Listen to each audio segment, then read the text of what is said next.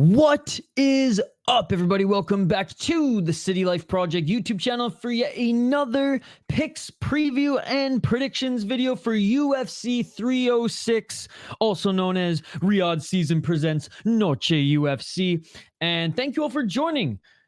If you're listening right before the show, thank you for watching this video back. If you're watching live right now, what is up? We're going to fire through a bunch of these picks and then jump on KSW. So we won't be super interactive throughout this stream. I will be looking at your guys' comments, and I know it's a shorter card, so we got about an hour until we jump on the KSW stream, so I will be able to read probably a few more of your comments than I did last week. Again, shout out to you guys for joining Hostameli Riyadh off season. What's up, Joshua? Good to see you, Joshua. Check the schedule, buddy. Check the schedule. I got new lighting. New lighting. I mean, look at that. Look at that. Lighting can shave a few years off your life through a webcam, apparently. Thank you. Good to see you, Hostameli. Good to see you, Joshua. Good to see you. That's gambling, baby. No chill. And good to see that No Chill won some money. Hey, what's up, MMA Events Vlog? Have you posted your Bellator vlog yet? Can't wait to check it out. All right, let's start, ladies and gentlemen. Like I said, I will be going through your guys' comments a little bit more than I did last week. But yeah, KSW starts in about 45 minutes, but usually they have like some buffer time before the prelims. Watch today, they won't, but that's okay. That's okay. Sorry, that's gambling, baby. He won some money yesterday on LFA. All right, let's get to the first fight on this card, on this small card, but apparently they're speaking of buffer time. There's going to be a lot of like videos, cold opens, movies, short films, whatever. It's going to be a spectacle here tonight on Noche UFC. Yo, what's up, Hobart? Good to see you. Starting off the card, ladies and gentlemen, let's start off with the first fight on this card. Raul Rosas Jr. against Ori Chilang, the Mongolian murderer, 25-11 in his pro MMA career, 3-1-1 in his last 5 fights. The last fight, against Daniel Marcos, groin strike, so that ended up with a no contest. Before there, he beat Johnny Munoz. Lost to Zahabi. Actually, Zahabi had a very nice finish in that one. Raul Rosas Jr., 9-1 as a pro. He is 4-1 in his last 5 fights.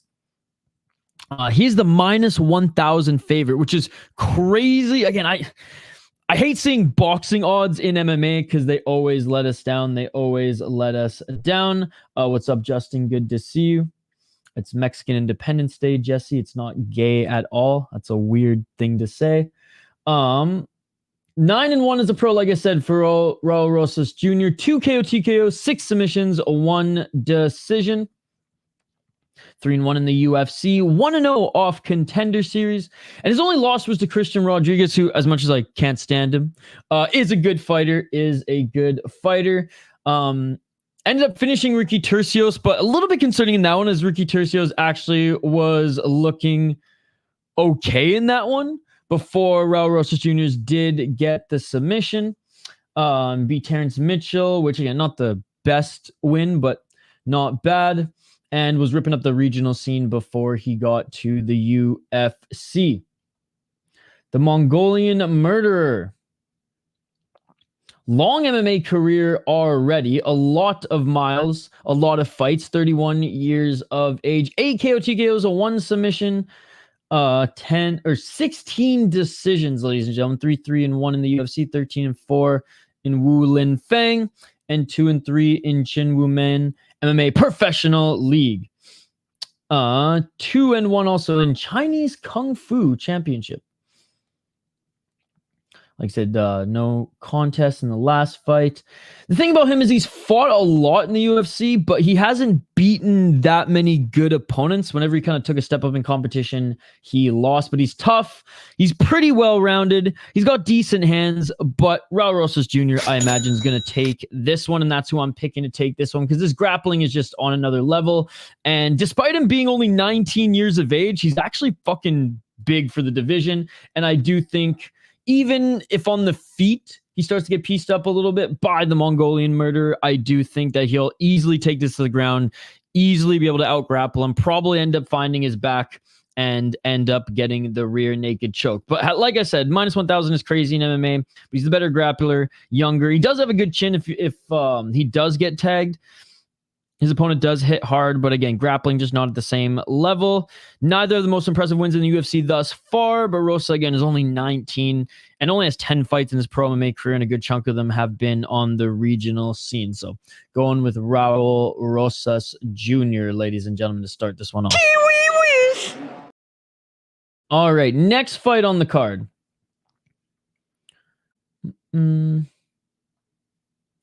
Next fight, we are going with Edgar Chairez against Joshua Van.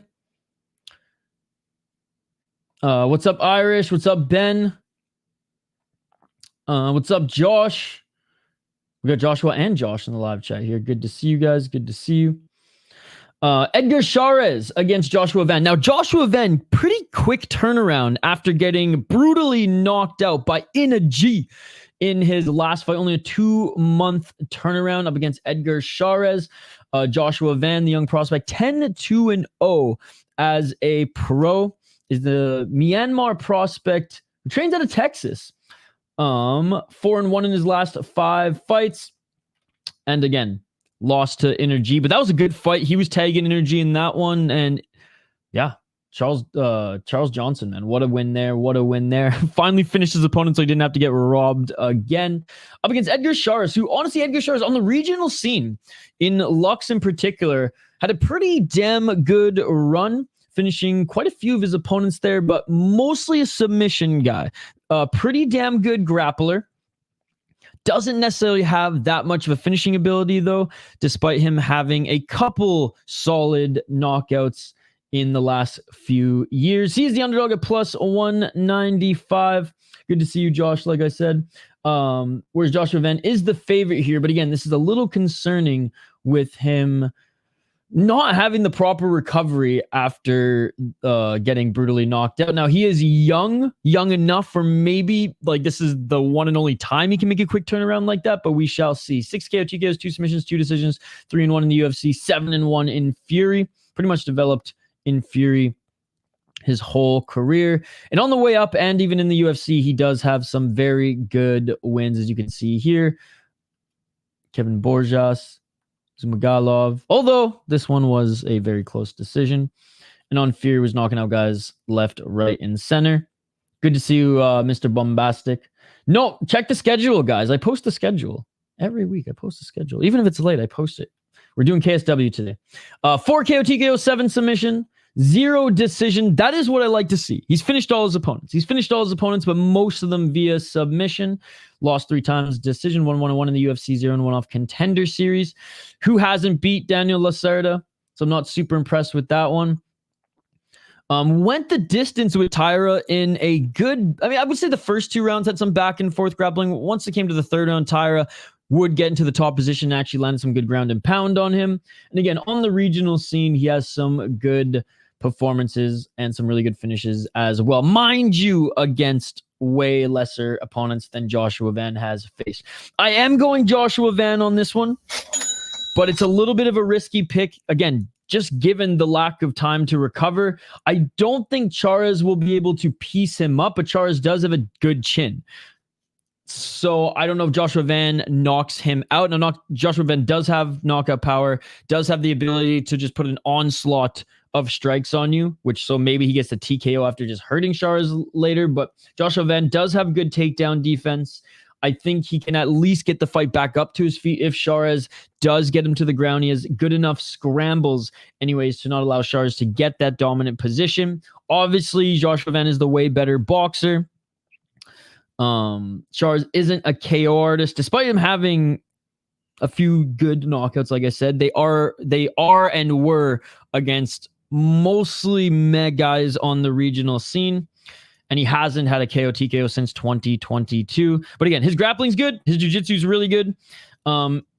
It's going to be interesting to see if Joshua Van has totally recovered, and that question will be answered if Sharaz like knocks him down with a shot, where generally Sharaz doesn't do that in his fights. But I am going with Joshua Van on that one.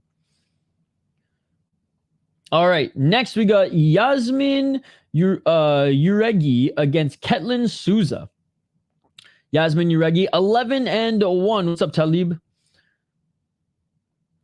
Jauregui 11-1 as a pro, 4-1 in her last 5 fights, up against Ketlen Souza, who's 14-4 as a pro, also 4-1 in her last 5 fights. She is the pretty big underdog in this one, though. She won her last fight, getting back into the win column. 8 KO, TKO, 1 submission, 5 decisions. This is actually an interesting matchup because both of these women have a lot of finishes, especially KO, TKOs on their resume. She's never lost via decision, only by being knocked out twice and submitted twice, though. So important to note there. 2-0 in Invicta, 1-1 in the UFC. 6-2 against Marnik Man. Lost to Karine Silva, which Karine Silva is really good. Again, on Invicta, or on the regional scene and in Invicta, she's beaten some decent opponents. But yeah, overall, like she's taken steps up in competition and has lost. Yazmin, on the other hand, really good prospect coming into the UFC and still relatively young at 25 years of age. Her only loss, not just in the UFC, but in her entire career, has been against Denise Gomez. Gomez. Regardless, she hits hard. Like, if you're going to get knocked out by a woman as Denise Gomez, no shame in that. No shame in that. Beat Sam Hughes. Sam Hughes is not the greatest fighter, but what was her first fight in the UFC? Yeah, I believe it was against Lucindo. This was actually a really fun fight. They went back and forth and actually just threw hands for pretty much 3 rounds. I remember streaming that 2 years ago and being really impressed with that one. I feel like even Dana White after was like shaking both their hands and was like, holy fuck, that was actually a very exciting fight. She comes off of that win with a nice KO, TKO victory against Estela Nunes. And overall, she's got a lot of finishes, like I said, on her resume as well. 7 KO, TKO, 0 submissions, 4 decisions, and her only loss comes via knockout. 3-1 in the UFC, 3-0 in Combate Global, or Combate Americas, and also 3-0 on Combate Global. And a lot of her finishes, yeah, first and second round. Most of them, actually only 1 in the second round. The rest all coming in the first round. Going with Yazmin here. Really good boxing. More technical. Beaten some good competition on the regional scene. I'd argue better competition on the regional scene than Souza. Does Souza have a few more fights than her and arguably a little bit more experience? Sure. But I don't know. I'm kind of putting my chips in the basket of Yazmin has fought better opponents, so that's just as good experience. Good scrambles to keep fights on the feet. Not as dangerous on the ground as Ketlen Souza. She only has, like I said, a few submissions, and I don't think she's going to be that much of a threat against Yazmin, who can and is shown to be able to get back up to her feet with ease, and actually has some decent scrambles in her own right. Yeah, only lost to Gomes, who hits hard for a woman in this sport. I think Yazmin is well-rounded, and yeah, I think she's going to take this one. All right, moving up the card here, we got Manuel Torres against Ignacio Bahamondes. Before that, let me just quickly see where you guys are at in the comments here. Oh, nice, Irish Animal. Thank you so much for that fun fact. I did not know that.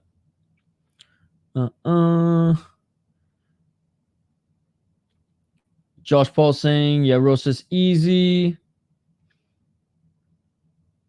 Ben, Josh saying, yeah, I say Sharaz. Van is still new to the UFC, and I believe Edgar, with his striking and wrestling and grappling, can take it. Oh my, Austin, Chihuahuas in Spanish is for your mom got KO'd by Hasbullah. Mr. Bombastic, like I said, good to see you. UFC Fight Night in San Diego was there. All right, let's get to the next one here. Manuel Torres against Ignacio Bahamondes. this honestly should be a fun fight. This should be a striker's delight, and I'm very excited for this one. Manuel Torres, 15-2 in his pro MMA career, 5-0 in his last 5 fights. He's the slight favorite at -135, 29 years of age, up against Bahamondes, who's 15-5 as a pro, 4-1 in his last 5 fights. Lost to Ludovic Klein, who Ludovic Klein got the better. Like round 2 and 3, Ludovic Klein kind of ran away with that one. And I think saying like exposed fraud checks is a little too much of a stretch, as Ludovic Klein is a good fighter. But I'm not going to lie, I picked Bahamondes to win in that one. And after the second, third round, I was like, oh man, yeah, he still has some holes in his game. And it's not like his cardio is anything special. Like I said, 15-5 as a pro, though, coming off win. What's up, Connor? Not on this card, I'll tell you that much. 10 KO TKOs, 1 submissions, 4 decisions, 4-2 in the UFC, 1-0 in LFA, and 1-0 off Contender Series. He had a good comeback win from the Ludovic Klein loss. However, he wasn't going up against a very good opponent, and he beat him in the first round, kind of like we all suspected. On the way up, though, like fought some decent guys. Like Rongzu's is pretty good. Roosevelt Roberts, meh. Split decision loss against John McDessie. And I remember watching that fight, and McDessie, like despite him definitely on the decline in like 2021 to 2023, like he had some like good fights and some bad fights. It wasn't like he was just like nosediving the whole way. And I have to give props to McDessie in this one. He actually looked good in that one. It was surprising as well, going up against the young prospect that is Bahamondes, and McDessie was a lot shorter than him as well. But just something to note there. Those are, I know John looked good that night, but those are the wins you have to get, especially coming off Contender Series. But again, had some good victories right after that against guys at kind of his level, his projected level, in Rongzu, Roosevelt Roberts. And Trey Ogden's a good win. Despite him having a record of 16-5 at that time, he's a solid guy. And he's coming off, I'm pretty sure, a good win recently as well. Manuel Torres, though, man, he's a fucking beast. 15-2, like I said, on a really good run. Hard to finish. Never been KO TKO'd. His only 2 losses have been submission. And Ignacio Bahamondes, let's be honest, a better striker than a grappler. And only 1 decision. And he also has 7 submissions to his name, does Torres. So he actually can scramble pretty good as well. 3-0 in the UFC, 1-0 off Contender Series. What's up, Ilcat? Good win against Chris Duncan. Good win against Mota. I mean, Camacho, whatever, but still knocked him out.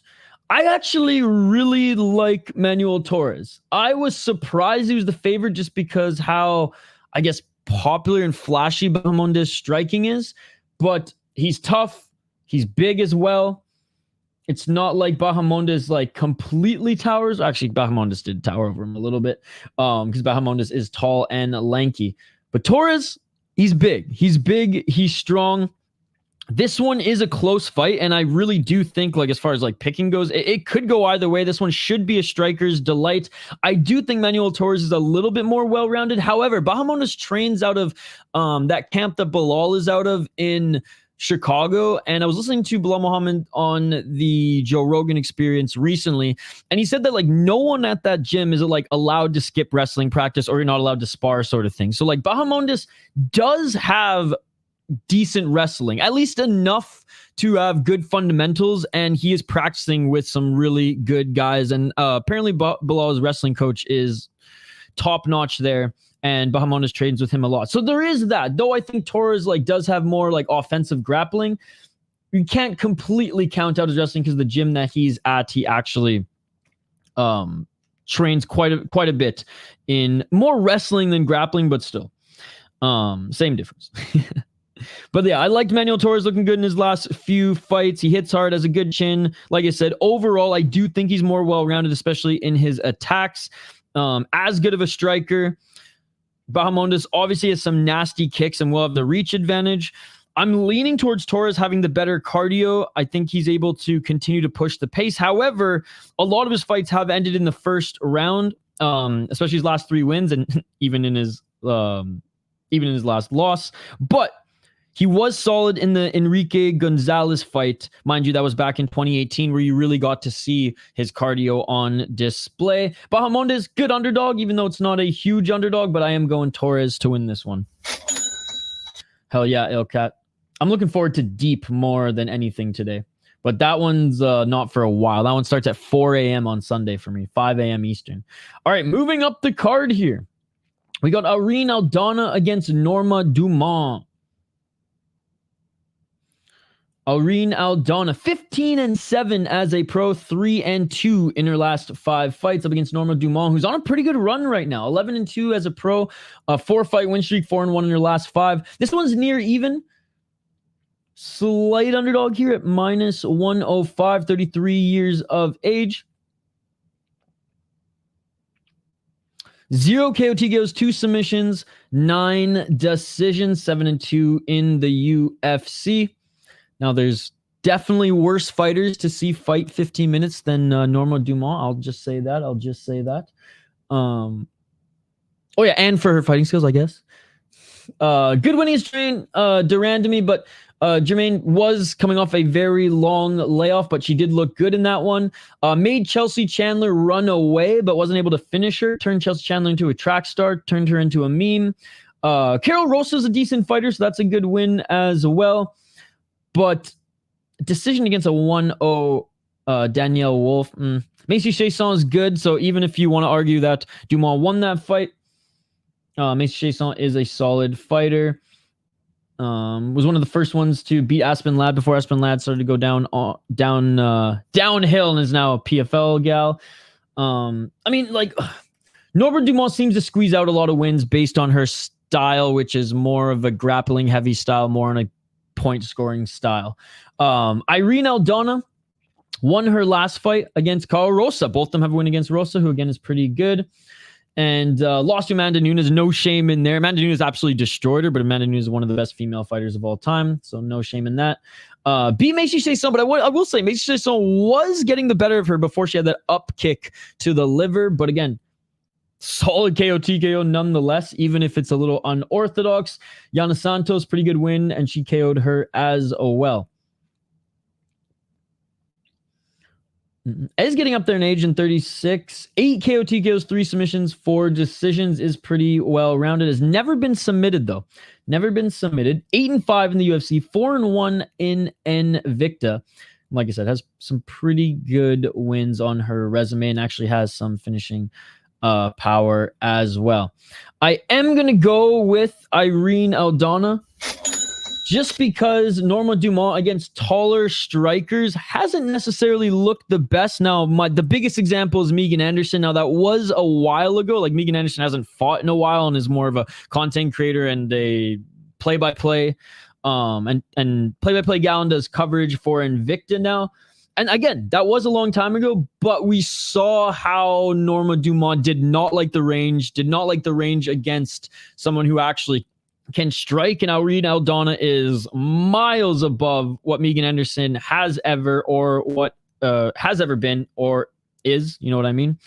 So this one was actually tough to pick, but I am going to go with the gal with the striking and who has decent enough scrambles, decent enough takedown defense. Now, Norma Dumont, that's her strong suit, in my opinion. So she is going to give Aldana, I believe, some issues there. Is it going to be enough to win 3 rounds? I don't think so. I think Aldana will do damage in 2 of the rounds, more than enough damage in 2 of the rounds to get the win and maybe even land a KO TKO. Again, not super bullish on that one, but she has done it before against solid opponents. So Aldana can be held down, but she's the way better striker. Aldana has the reach. Dumont, like I said, has struggled against girls with reach before and who are a little bit taller than her. I think overall, Aldana has beaten better opponents and has fought better opponents throughout her career. Dumont's path to victory, though, is the lay and pray, and we've seen Aldana be controlled like that before. Both of them are strong. I think Aldana's probably a little bit stronger, and I'm hoping, based on this pick, that she can scramble back up to her feet. But yeah, tough one to pick in that one. All right. Ronaldo Rodríguez against Ode Osbourne. All that info, Ilcut, is on Tapology. Ronaldo Rodríguez against Ode Osbourne. This one has been one of the most hype fights on the card this last week. Shout out to Ronaldo Rodríguez, the lazy boy, for getting us all excited at his pre-fight press conference, at the just overall full-on pre-fight press conference, at the weigh-ins, at the ceremonial weigh-ins. This guy is game, and he's been selling this one. He sold me. I'm very excited for this fight. Very excited to see this one. Ode Osbourne, 12-7 as a pro, 16-2 for Ronaldo Rodríguez. What's up, Chris Cushman? Good to see you. Ode Osbourne is the underdog in this one, and I think it's well deserved, given he has not looked good in his last few fights. Let's be perfectly honest. Did not look good against Philo. Now, Philo is a solid grappler. Didn't look good against Asu. Asu's a solid grappler as well. Did beat Charles Johnson, but honestly, I thought Charles Johnson won that one. It was a close split decision. Tyson Nam knocked him out, and Tyson Nam still knocking guys out on the regional scene now, which is awesome to see, but Tyson Nam is an older fighter. And yeah, his last good win was over 2 years ago, which he did land a TKO. Now, he does have power in his mitts. He is a good striker. The grappling leaves a lot to be desired.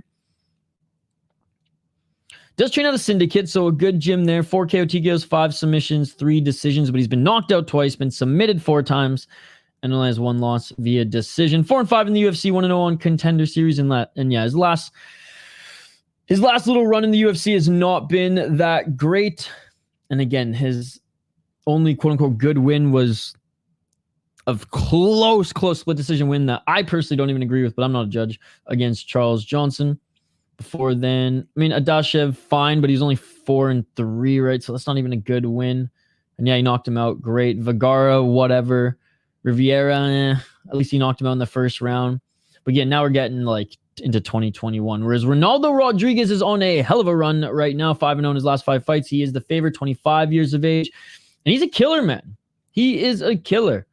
Puta madre, he's a killer, ladies and gentlemen. 7 KO TKOs, 5 submissions, 3 decisions. Never been knocked out, never been submitted. His only 2 losses have come via decision. And he's pretty well-rounded. He actually has a decent ground game, but his striking is very good. Now, the only concern is that if Ode Osbourne lands a few shots, lands some good power shots, and he feels Ode Osbourne's power, the concern is that he, like, out of pride, just wants to stay and strike rather than be like, okay, I might have a path to victory, taking this to the ground, employing some of the other martial arts. So there's that little concern there. He's 1-0 in the UFC, lost on Contender Series, but came into the UFC and looked really good against Dennis Bondar, who is no joke.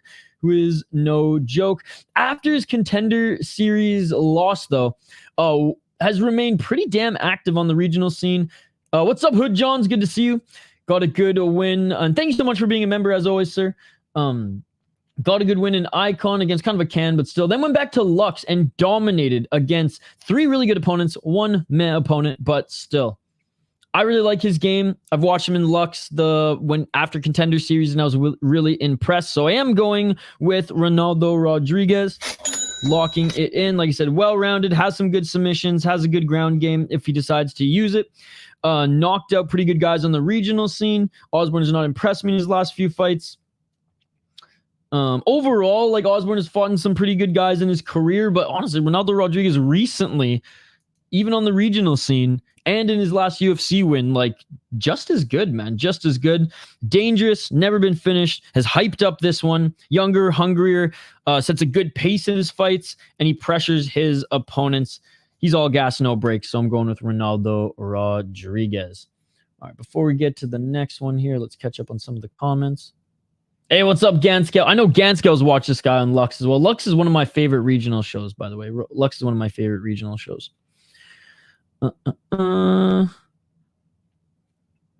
Pizza gonna go dummy today. Pretty much the same year. Torres wrestling will be the deciding factor. So yeah, Torres. Ilkat's got Valentina. No, Dumont wasn't the one running away in the cage. Collab. Yeah, they're not on this card, so we're going to focus on this one. That's crazy. I hate seeing those odds in MMA. It's insane. No, I spoke French, Irish. No one speaks Spanish in Canada. Duma, what she did to Durandamine is the blueprint for what she does to strikers, and that was the best striker so far. And look what she did to her with heavy to game and grit on her feet. That is true. That is true. With heavy top game, that is true. What's up, Victor? Good to see you. I got 100 free cash this week. I got Rosas, Jauregui.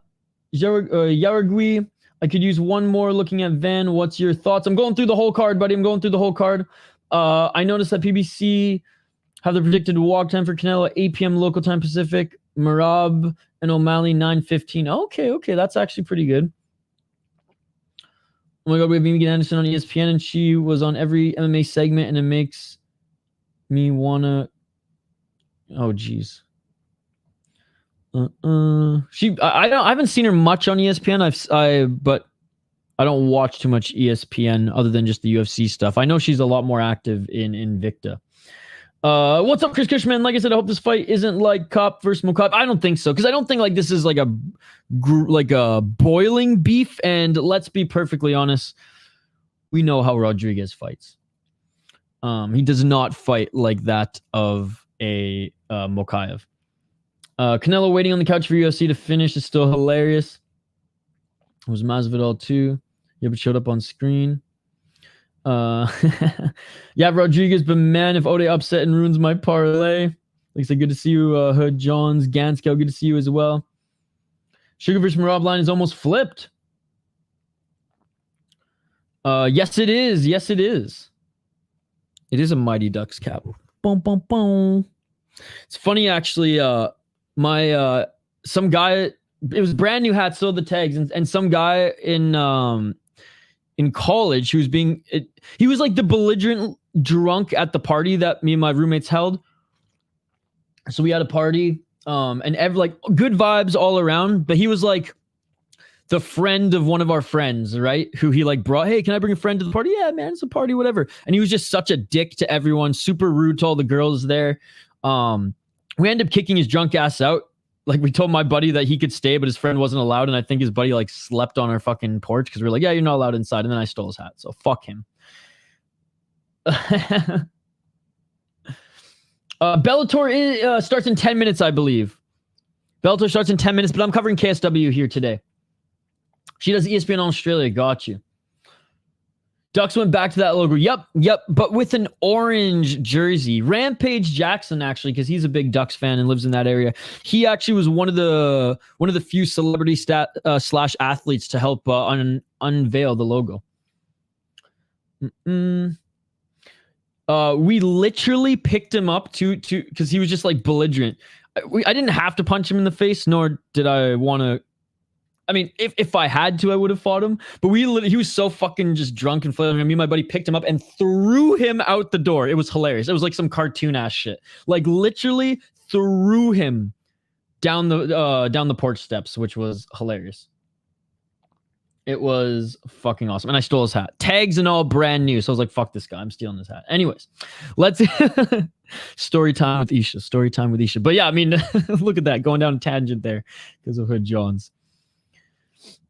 Bellator knows KSW gets watched 99% of the time. Make your card Sunday or Friday. KSW starts in about 10 minutes, but usually they have a lot of buffer time in the beginning. So we're going to keep rolling with this prediction, then jump right over to KSW.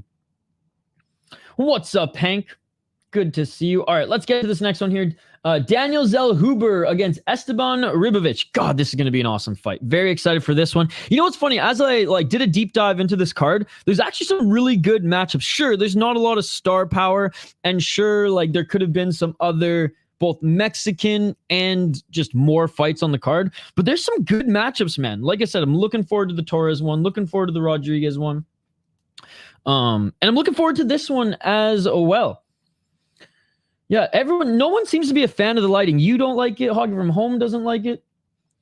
I'm going to take these lights back. Anyways, Daniel Zellhuber, 15-1 as a pro, 4-1 in his last 5 fights on a 3-fight win streak. Minus 225. He is the favorite, 25 years of age, and a solid prospect coming into the UFC. Just fine. Well, that's not good enough, Hank. We're throwing him out. Ribovics 13-1 as a pro. He's 4-1 in his last 5 fights. Okay, yes, we just answered your question. Yes. It is on, my friend. It is on. 7 KO TKOs, 5 submissions, 1 decision. 2-1 in the UFC, 1-0 on Contender Series. Good win against Terrence McKinney, but who hasn't knocked out Terrence McKinney these days?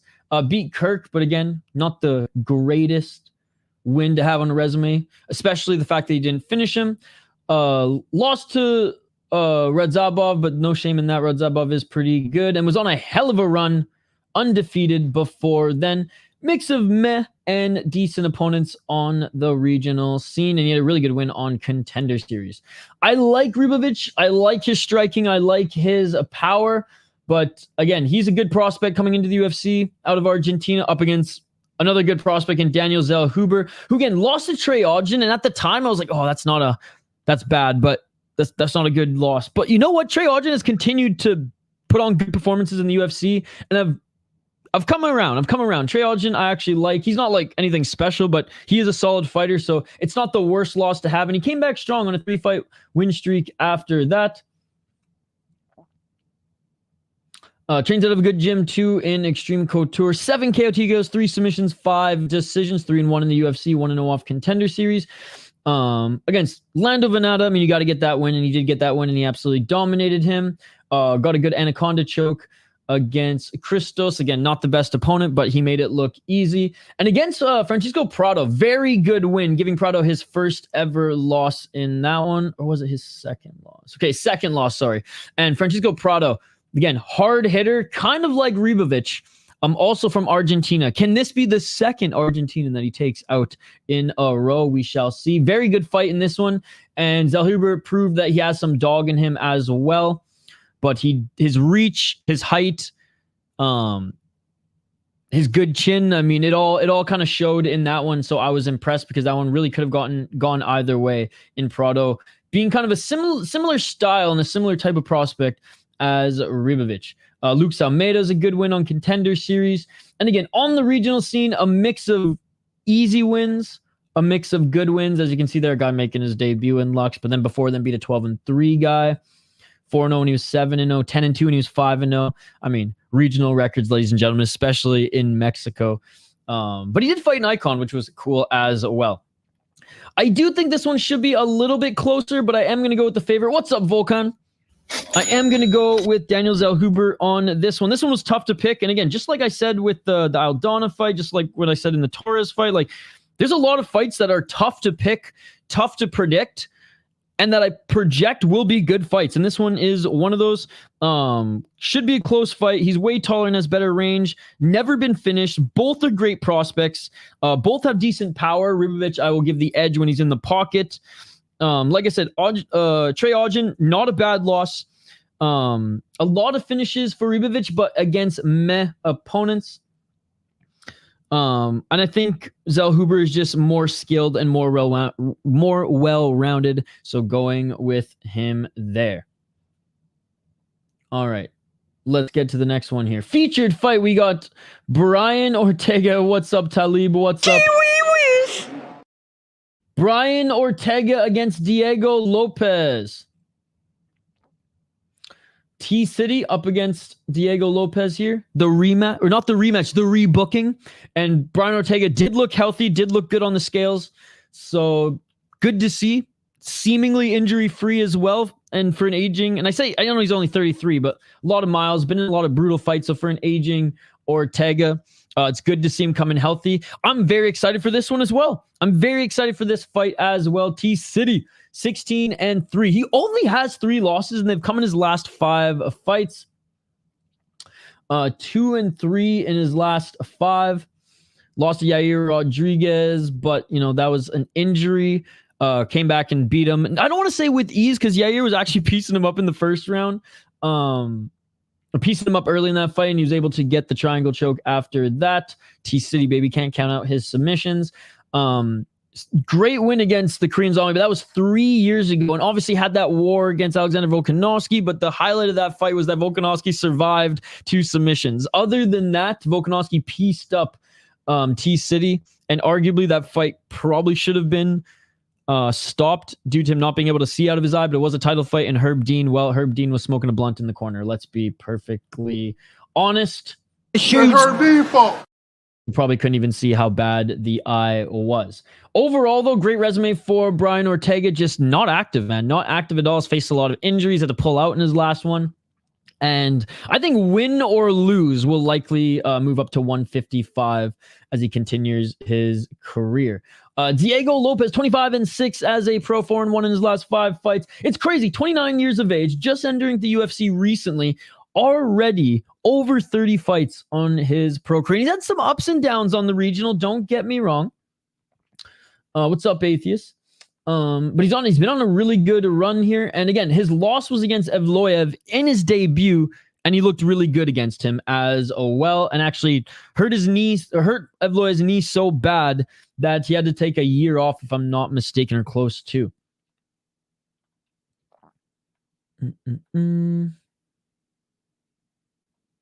25 wins, 6 losses, 10 KO TKOs, 12 submissions, never been submitted, only been knocked out twice, 3 decisions, 4-1 in the UFC, 0-1 in ACB, 0-1 on Contender Series.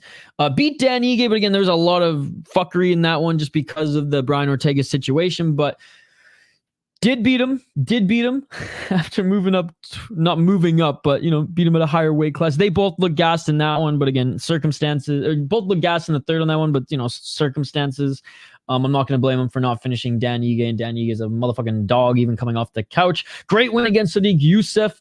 Good win against Pat Sabatini. Got 2 knockouts in that one. And Gavin Tucker, who, again, 13-2. Gavin Tucker was able to get him in an armbar triangle armbar in the first round there, and was able to take one of the top contenders, arguably one of the guys next in line for the title in Evloev, who was undefeated, to a decision and looked really good as well. Again, mixed results on the regional scene, but when he's on, he's fucking on, and it just seems like he's getting better and better and better. I am going Diego Lopes for this one. Again, T-City has not been active, but he has lost to really good opponents recently in his losses, even if one of those was kind of a fluke injury against Yair Rodríguez. He almost beat himself in this one, hurting his, hurting his ankle upon entering, or his foot or ankle upon entering the cage, but was able to get it done. Overall, like Brian Ortega, he's triangle choke Ortega for a reason. He's T-City for a reason. He's very dangerous off his back. But Diego Lopes has a nasty, nasty grappling as well. Way better than Yair, obviously. I think Diego Lopes has really good striking. I would argue that his striking is better than Ortega's. Both of them are tough. So I don't know if Diego Lopes knocks out Brian Ortega. But I do think if this stays on the feet, he will piece him up. He has a lot more clean and polished striking than that of Yair Rodríguez. Now, you can argue that Yair Rodríguez is harder to prepare for because it's a little crazier, but you can catch Rodríguez on some counters based on his unorthodox movement too, and sometimes leaving himself open, whereas Diego Lopes is a good high guard and is a little bit more of a traditional but polished striker. Both of them are tough to finish. Diego Lopes in particular, I do think Diego Lopes is stronger. He is a little bit bigger. He has better power in his shots. He's scrappy and obviously way more active. Pretty quick turnaround here in 2 months, but it just showed that he didn't take any damage in that Ige fight. It was more just a slog fest. And yeah, it just keeps looking better and better. So I like this one. I like Diego Lopes. All right. Before we get to the co-main event, let me quickly check some of the comments here, and then I got to fire through these last two because we got KSW stream to get to. All right. Stats on paper say Esteban, but I'm going Zellhuber. Giving Ribovics the benefit of the doubt.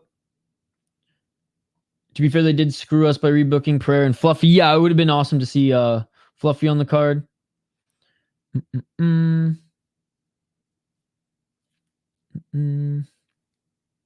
Yeah, Ben, I'm going to throw these lights in the fucking garbage. Shouldn't be an ass if you don't want your hat to be stolen. You scored. Damn good fight. Good to see you, Volkan. Hardly a good capper, but thank you. Ronaldo Rodríguez by pure hatred. Finally pronounced Volkan good. Sometimes people say Volkan. Volkan? Volkan. now I don't know what I was saying. Now I don't know how I said it right. Vulcan. Getting my mama a house. Oh, Chiwiwi. Time got Ortega to catch his beating. What's up, the leprechaun? Can't run this time. Lopes versus Ortega is gonna be fight of the night, in my opinion. Merab the machine will shine. Yes, atheist. Merab's getting some much needed sleep. Face first. Randall Wallace knocked me out. That was a great fight. Shout out to Buddy. Hey, what's up? Whoa, Black Betty snapped his own ankle so he could overcome adversity like an eagle. Diego has to be the fastest rise we've seen since Poeton. Am I a hipster? I mean, if I'm more excited for Deep in KSW than UFC this weekend, does that make me a hipster? I don't know if I'm a hipster or not. I'm just a combat sports junkie. Yo, what's up, Activate A? And it all started as a last-minute replacement to Monsar. My nose casts a shadow. Looks like that famous painter from Australia. It's not as big as Helwani's, but my nose is fucked. I've broken my nose, I think, 5 times. So it is completely fucked. What's up, Anakin? I'm going to throw them in the fucking garbage, dude. Bahamondes and Ribovics are my underdogs of the week. There was some buyback line movement towards Merab recently. Yeah, I mean, I honestly didn't even fuck with the positioning on them yesterday. I literally just like fired them up because I had like 2 minutes before streaming. So I haven't even ran any tests or anything, but you guys have spoken. The feedback has been bad. We're getting rid of the lights. Loud and clear. No problem, buddy. Good to have you here, Mr. Backwoods. You hear about the hipster drowned in the mainstream? Nah. Oh, Austria. Sorry. Imagine all Mexican fighters lose. Yeah, I don't think this is going to be like Toronto for the Canadians. Isha's arrows substitution for New York. Rick, Michigan. Isha. I don't know. I feel like Hank, that's like a jab every time. I'm just joking around, brother. No, but it's true. I've broken my nose so many times, dude. It's completely fucked. So it's like, you're right. My nose is ugly as fuck, and it is disgustingly big and broken. Did you hear about what that Leah McCourt girl done in Bellator main event? Pretty messed up. No, what happened? Those fights are 50-50. Anything possible. All right, let's get to the co-main event here. Alexa Grasso. What's up, B? Good to see you. Against Valentina Shevchenko. Valentina Shevchenko 23-4-1. I will definitely cover the story if it's spicy enough, but I'll have to do it sometime on Sunday probably because we're streaming literally back to back to back to back. We got KSW right after this as it's just started, so we're gonna jump over to that after this. We got UFC, and then we got Deep, and Deep will get us till around 7 or 8 a.m. tomorrow morning as it starts at 5 a.m. Eastern. Valentina Bullet Shevchenko against Alexa Grasso. 23-4-1 for Valentina. 3-1-1. Maybe tag me on Twitter if there's a story there activated and I'll check it out. Like I said, 3-1-1. It's a Japanese promotion, one of the feeder leagues to Ryzen. Superior rule set. Fuck North American MMA and their garbage ass fake MMA. Shitty unified bullshit rules. 23-4-1 for Valentina out of Kyrgyzstan. She is getting up there in age. 23-4-1 for the former dominant champion. 36 years of age. 8 KO, TKO, 7 submissions, 8 decisions. Has only been TKO'd once, only been submitted once, and only lost twice via decision. 12-3-1 draw, which was the last fight in the UFC. It was a close fight. You could argue either way. So I think it was a fine split decision. But again, she made a mistake. She zigged when she should have zagged, and Alexa Grasso took advantage of that in their first fight. It was a pretty even fight up until that point.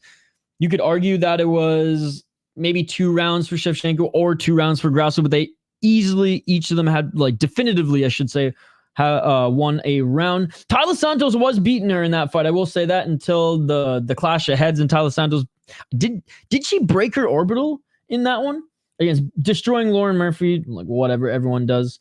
But before then, actually beat some really good opponents: Jen Jacek, Carmouche, Jennifer Maya. Good win here as well. Andrade, when Andrade was still buzzing.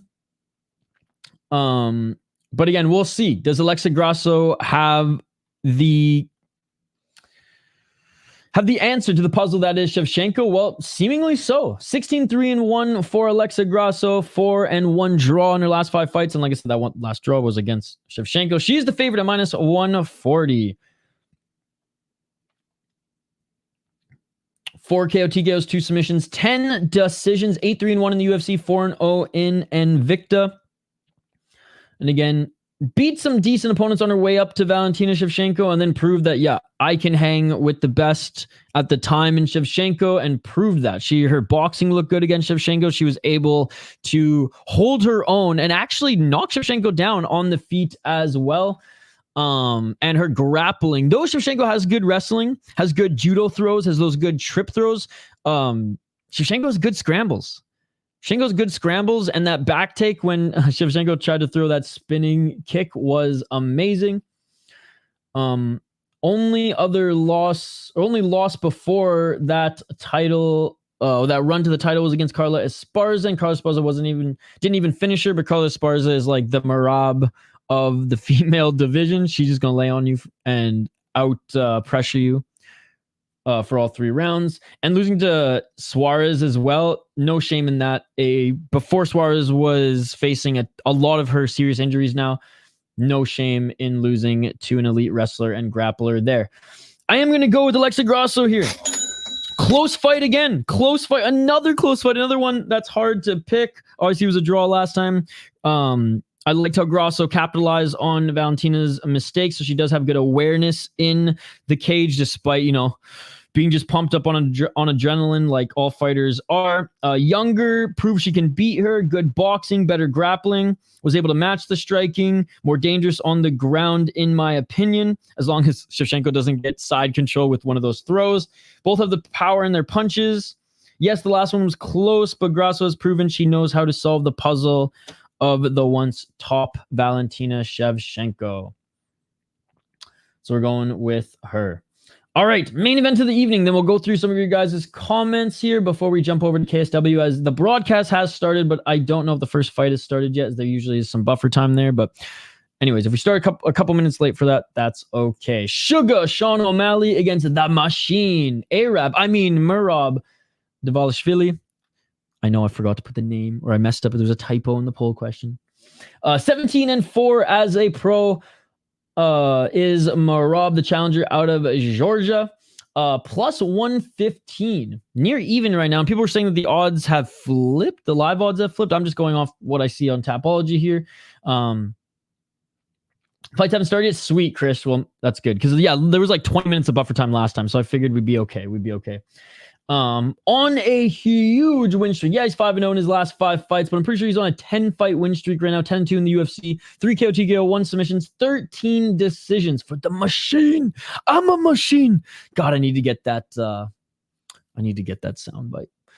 5-1 in Ring of Combat before coming over to the UFC, and has beat some solid opponents on his way up. Man, beat some solid opponents on his way up, smothering Aldo, smothering Jan, out-grappling Henry Cejudo, but Henry Cejudo did rock him at one point in that one.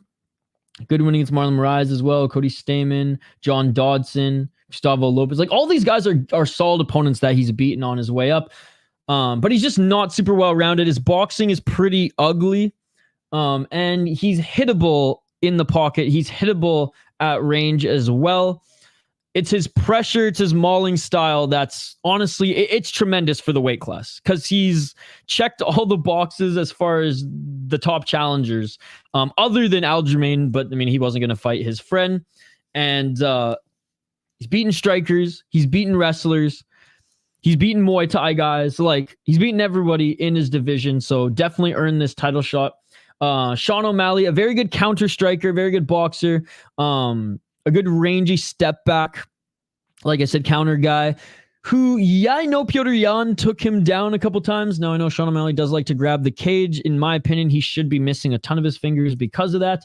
I do think his takedown defense has improved a little bit. Now, have we seen it tested against guys who are going to just attack and attack and attack, whether it's the body lock or the single or double legs? No. But I'm confident he's been working on getting back up to his feet. 18-1 as a pro. 4-1 no contest in his last 5 fights. 29 years of age. Trains out of the MMA lab. Good gym there. 11 KO TKOs, 2 submissions, 5 decisions. Has only been TKO'd once, and again, apparently he didn't lose that one, but he wasn't like knocked out clean. We all know it was like that nerve issue, and he got that win back against Chito Vera. Oh, did he ever? 10-1-1 in the UFC, 1-0 in LFA, 1-0 off Contender Series. An absolute destruction of Marlon Chito Vera. Knocked out Aljamain Sterling. Close win against Petr Yan. You can argue either way, but regardless, it was an awesome fight. And that's when he really like took a step up in competition. Paiva was actually a decent guy coming into that one. Now we saw that there was just levels of that Sean O'Malley was a level above. And let's be honest, Merab is way better than Paiva. And other than that, on his way up, didn't fight the best guys. Proved that he is a good grappler. Proved that he does have decent takedown defense, but we've never seen a guy like the machine pressure O'Malley the way that he's going to pressure him. I mean, Sterling never even got close. I can't let you get close. Didn't even get close for O'Malley to test that against the biggest and baddest guys in that style of fighting. Having said that, this is 5 rounds. O'Malley does have good cardio. Merab is the cardio king. But even if Merab smothers him for a round 2 or 3, O'Malley has knockout power. O'Malley, it only takes one for him to knock you down and hurt you. So the thing about this one is Merab could be up 3 rounds with the smothering style. We start the 4th round and boom, step back right or knee from O'Malley, right?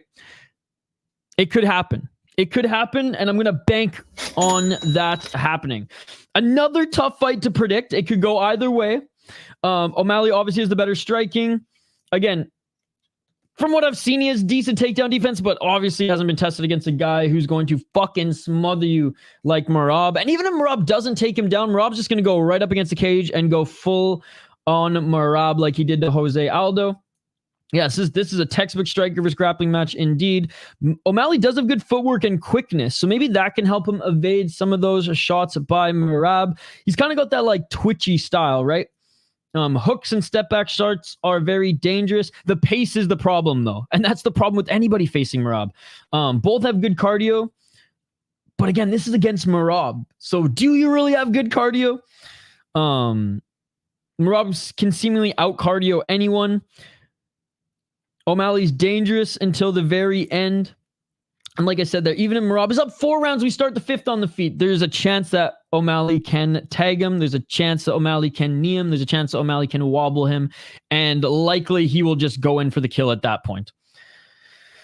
I think it's going to be a decision for Merab or an O'Malley finish. Surprise, surprise. That is my pick. All right, lock of the week, Raul Rosas Jr., and it has nothing to do with him being minus 1,000. I think that's absolutely ridiculous in mixed martial arts. I hate those. I hate boxing odds in mixed martial arts. Degenerate and safe parlay. Hey, we have fun with these degenerate and safe parlays. You guys are the gambling experts, not me. I just like having fun making these. And these are brought to you by our friends, by our friend Volkan.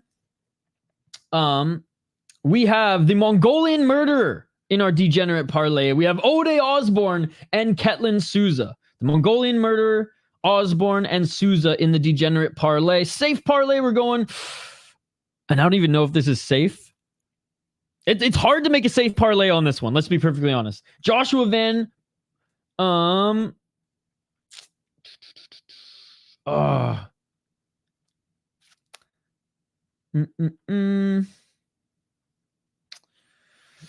Diego Lopes.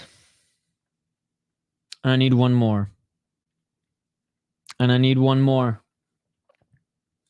I had like 2 degenerate parlays here as well, but we'll go Joshua Van, Diego. I had 2 ideas for Joshua Van, Diego Lopes,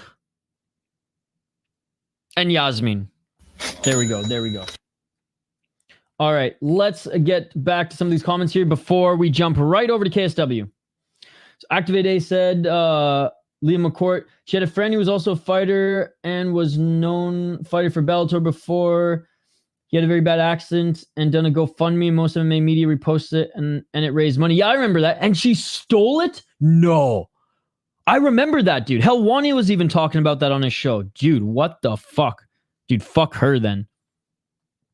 Valentina, Shevchenko by sub. Grasso versus Shevchenko trilogy before John Jones fought again. Good fight on Bellator about to start. 2 undefeated guys, 6-0 versus 9-0. O'Malley by KO or Dr. Stoppage. I just hope this goes longer than Aljo. I want to see O'Malley tested. Razor wire and octagon cage. See, I don't like that because I don't mind using the cage to get back up to your feet as far as like the wall walks and thing like that. And I don't mind like pinning up against cage. I think either angry Brazilian nuns with rulers smacking your fingers or somebody with a big garden scissor and just snip, snip. Umar next champ. I picked Yazmin and Grasso. Striker versus grappler. The unknowns make good fights. Absolutely. It's my favorite kind of fight. No, he hasn't. No, he hasn't. Hope he find knee KOs him. No offense, Merab. Merab not winning. If Aljo couldn't get Sean down, neither can Merab. But Aljo didn't shoot. Let's be fair though. Aljo didn't even try really. I bet Merab takes him down and ground and pounds him asleep. This thing, Merab doesn't ground and pound people much either. That's the thing. I think O'Malley by decision, funny enough. Okay. I don't think Hank's in the chat anymore, buddy. We had a boxer son in Jay's boxing chat before this morning. Nice.